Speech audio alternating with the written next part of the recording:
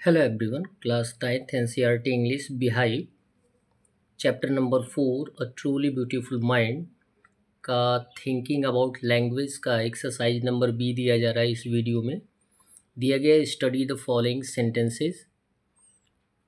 निम्नलिखित वाक्यों का अध्ययन करें। दिया गया है फर्स्ट सेंटेंस है Einstein became a gifted amateur violinist.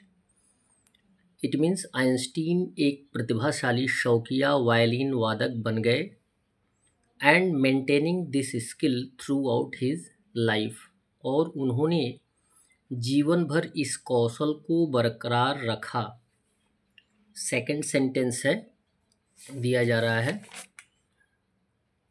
Letters survive in which they put their affection into words, यानी वे पत्र जो बचे हुए हैं जिनमें उन्होंने अपने स्नेह को शब्दों में पिरोया है।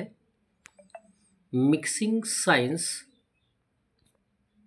विद टेंडरनेस, यानी अपने स्नेह को शब्दों में पिरोया भी है और विज्ञान को कोमलता के साथ मिलाया भी है। दिया गया है the parts in italics in the above sentences. ऊपर दिए गए सेंटेंसेस में जो इटैलिक्स हैं यानी टेढ़े मेढ़े शब्द हैं, यद्यपि मैंने टेढ़े मेढ़े शब्द नहीं लिखे हैं, उनको मैंने अंडरलाइन कर दिया है। फर्स्ट सेंटेंस में भी अंडरलाइन किया है और सेकंड सेंटेंस भी अंडरलाइन किया गया है, जो कि इटैलिसाइड है, टेढ़े मेढ़े छपे शब्द हैं। दिया गया the parts in italics in the above sentences begin with ING verbs.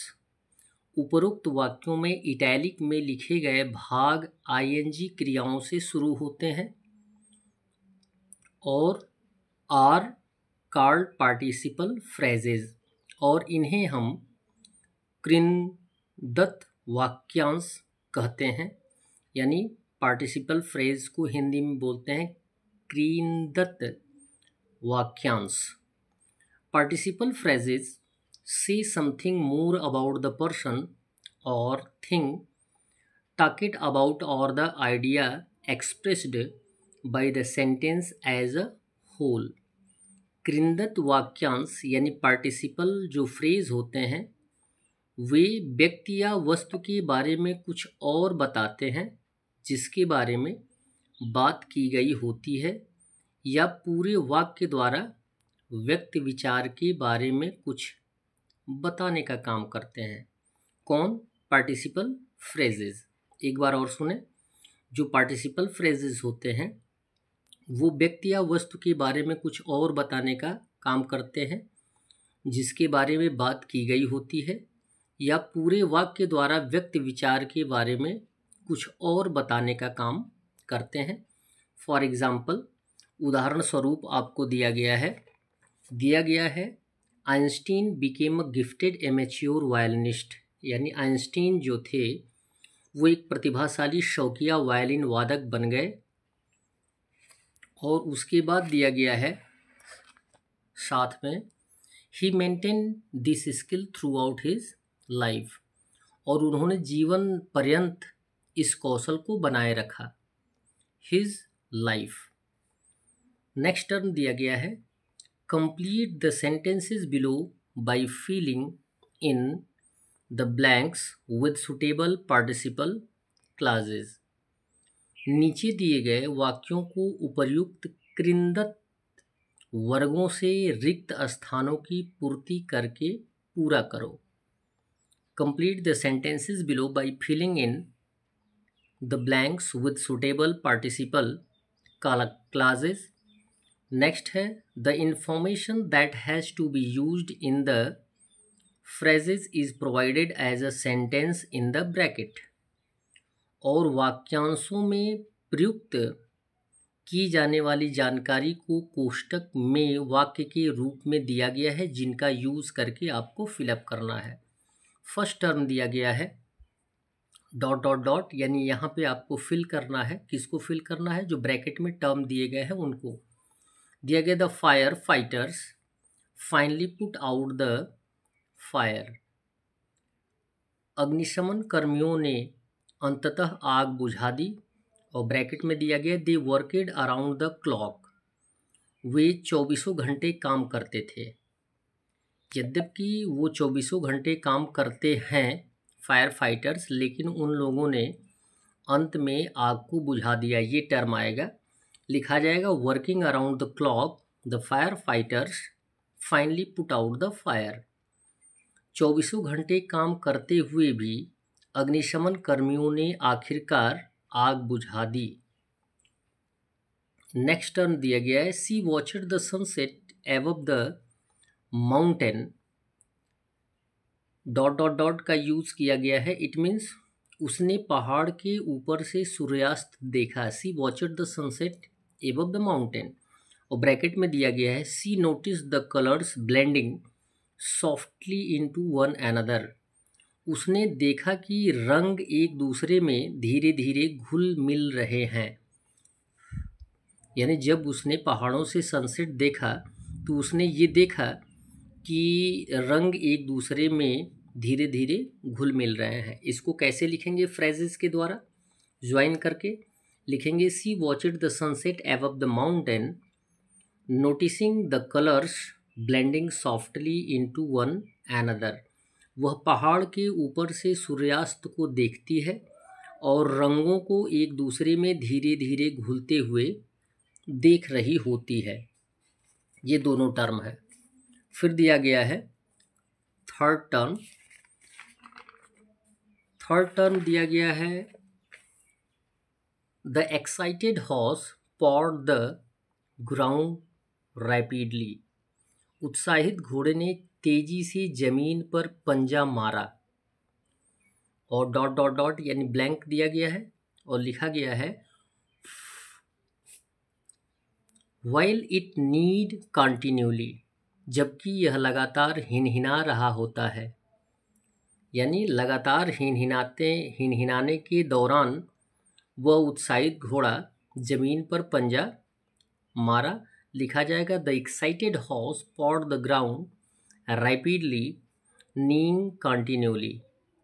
It means उत्तेजित घोड़े ने तेजी से जमीन पर पंजा मार रहा था और लगातार हिनहिना रहा था।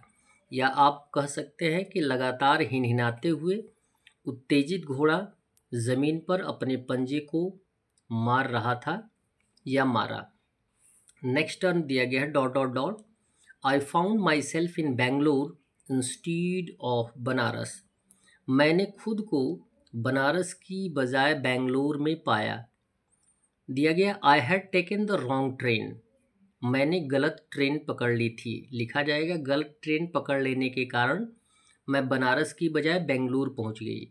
तो लिखा जाएगा having taken the wrong train I found my self in Bangalore instead of Banaras. यानी गलत ट्रेन पकड़ लेने के कारण मैं बनारस की बजाय बेंगलोर पहुंच गई या गया। टर्म समझ में आई बात। फिफ्थ दिया गया है डॉट डॉट डॉट यानी ब्लैंक दिया गया है I was desperate to get to the bathroom. मैं बाथरूम जाने के लिए बेताब था, डेस्परेट था। And I had not bathed for 2 days। मैंने 2 दिन से स्नान नहीं किया था। मैं 2 दिन से स्नान नहीं किया था, इसलिए मैं बाथरूम जाने के लिए बेताब था। तो लिखा जाएगा having not bathed for 2 days I was desperate to get to the bathroom. It means दिया गया है कि 2 दिन से नहाए बिना मैं बाथरूम जाने के लिए बेचैन था। नेक्स्ट 6 दिया गया है द स्टोन स्टेप्स। पत्थर की सीढ़ियाँ नीडेड टू बी रिप्लेस्ड। प्रतिस्थापित करने की आवश्यकता है। फिर दिया गया दे वर वॉर्न डाउन यानी वे घिस चुके हैं। यानी जिन पत्थर की सीढ़ियाँ जो घिस चुकी हैं उन्हें रिप्लेस करने की आवश्यकता है। उन्हें लिखा जाएगा the stone steps which were worn down needed to be replaced, यानी पत्थर की सीढ़ियाँ जो घिस गई थीं उन्हें बदलने की ज़रूरत थी। ये टर्म दिया गया है।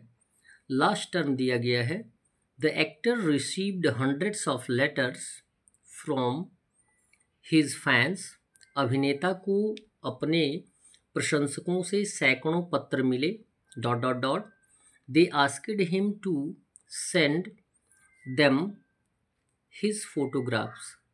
उन्होंने उसमें अपनी तस्वीर भेजने को कहा। उन्होंने उसमें अपनी तस्वीर यानी उस अभिनेता की तस्वीर भेजने को कहा।